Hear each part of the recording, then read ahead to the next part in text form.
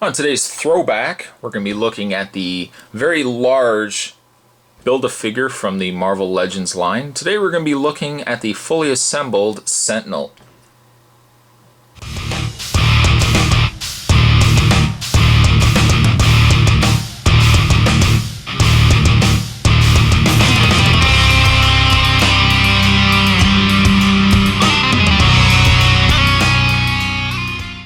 Now, as you can see, right off the bat, I can't even get all this guy on camera. But here you have the very impressive, I'll just pan the camera down here, you guys can see, the very large, substantially large Sentinel in all his glory. And there's the back of my wall too. What's there to be said that I probably haven't already said in the reviews of Sentinel here? And there we have his incredible looking face. Nicely detailed. What I like is that all the additional paint that they put on the figure, this really nice, almost like a brushed metal. And so certainly one of those cases where the additional paint certainly adds to this character. I mean, had he been really just basic colors, like the basic cartoon colors, I think he still would have been an incredible figure. But the fact that they've put all this additional paint on him too really makes the figure look detailed. And I think for that reason he looks menacing, and he looks like they've really spent time creating this guy. Now, one of the reasons why I want to do a throwback on him is probably the same reason why I want to do a throwback on Angel. Because when I did the initial review, for one reason or another, I commented, I think, if I remember correctly, I commented that he was the first Marvel Legend Build-A-Figure, which was not actually true, and chalk it up to my early days here on YouTube. But though he isn't the first Marvel Legend Build-A-Figure, by far he is my favorite. He is my favorite. And as I mentioned already in the other reviews that I've done, it's a shame that this guy really wasn't sold on his own. I mean, it's a real shame that this guy, they couldn't have just packaged, you know, individually completed, built Sentinels and just sold them at a retail level, maybe about $35, maybe $35. I mean, had that been the case, I think a lot of us would have picked up more of these guys. Finding them on eBay is not a problem. I'll just turn them around so you guys can see all of them. Finding them on eBay certainly is not a problem. He'll usually cost you about anywhere from $40, sometimes up to $60, depending on who the seller is. He also does come with his tentacles that I'll try to put into place, but these things aren't the easiest things to get in. And you can get the tentacles in his arm there. Unfortunately, they didn't stay in very well, but you've got a wire-framed tentacle that the Sentinel has come with. He comes with two, and when you eventually get them in there, when you eventually get them worked in, they serve as a great little diorama, because you can actually have them wrapped around, you know, the X-Men or what have you. You can have them holding up some of the X-Men.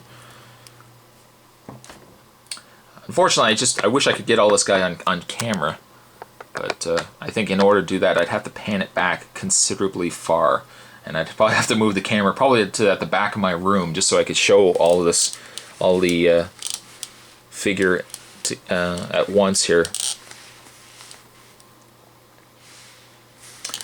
But the detailing on him is spectacular. In the way of his articulation, let's see if we can get all this in here. He has the ball-jointed head. You can rotate back and forth. You can rotate the mid-torso. You can rotate the waist. You can bend the arms back and forth, in and out. You can rotate the thigh. You can rotate the bicep. You can bend at the elbows. You rotate the hand if you want. You can bend the thumb. You can bend the fingers. individually articulated fingers. You can bend the legs back and forth, in and out. You can rotate the thigh. You can bend the knees at 2 points. You see, I can't get all this on camera here. And you can finally rotate the feet. Not a lot really in the feet, but still. But there you have Sentinel. Without a doubt, my favorite Build-A-Figure. Sentinel here, I'm going to give a 9.5 to. There's very little wrong with this guy. The only one problem that I had with my initial Sentinel was the fact that one of his legs was prone to bow out. And I fixed that problem with this Sentinel. Mind you, the original Sentinel I bought was loose. I bought it fully assembled. But that's the only problem that I had with the other Sentinel, is that the one leg kind of bowed out. Building this guy from scratch, you can kind of get the legs just right. Kind of get them finagled just right. But a great figure. Very happy to have picked up now a second Sentinel. And when I eventually get these guys on display, when that happens down the road, I don't know when that's going to happen, but when I eventually get these guys on display, it's going to be nice to have more than one Sentinel. Clearly, I don't have to sell you guys on the idea of picking up one. If you're a Marvel Legends fan, you have at least one of these. You might have 40 of them. Who knows? But a great figure. Definitely worth a pickup. And I'll just pan down for a second. So now you guys are just going to be looking at his legs. Just to kind of quickly go over the wave as a whole, kind of let you guys know what I thought of it. I think the real sell, the real gem of the set, was this guy right here, Omega Red. Great figure. Followed very closely. Probably might be tied for first. Mrs. Sinister is definitely up there as my favorite from this set. And then finally, I think I might have to go Spider-Man on this one. He's going to get thrown in there as well. A very close runner-up is the Mystique. Figures I could really have passed on is Brad Pitt here. Tucker, I still think he looks like Tucker. But could have passed on him had it not really been for the fact I wanted to put together at some point a X-Men setup. I probably might have passed on this guy. Of course, it helps as well that you have to buy all of them to build the Sentinel. He's not one of my favorites, but I do like the Mystique. The Mystique is right up there as well. She could have been better, but she definitely is not one of the worst.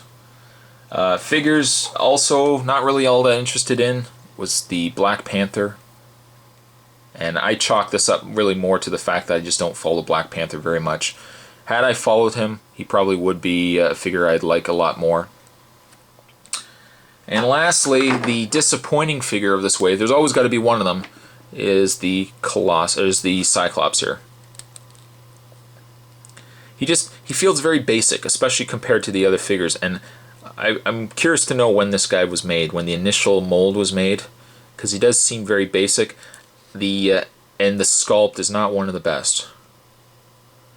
So he is a bit of the disappointment figure from this wave. But overall, one of the stronger waves of X-Men, of Marvel Legends figures. This also wraps up. It's done. This wraps up my reviews of the Marvel Legends Sentinel series figures. Hope you guys enjoyed it. I certainly enjoyed it. It was nice to kind of go back and do throwbacks on some of these figures, especially this guy right here. And of course we wrapped up the reviews with a throwback on this guy right up here. The ever spectacular, the ever cool Sentinel. So hope you guys enjoyed it. Stay tuned for many more toy spots to come. And in the meantime, I will see you guys next time. Bye guys. See you guys later. Bye. Yeah, be good. Be good.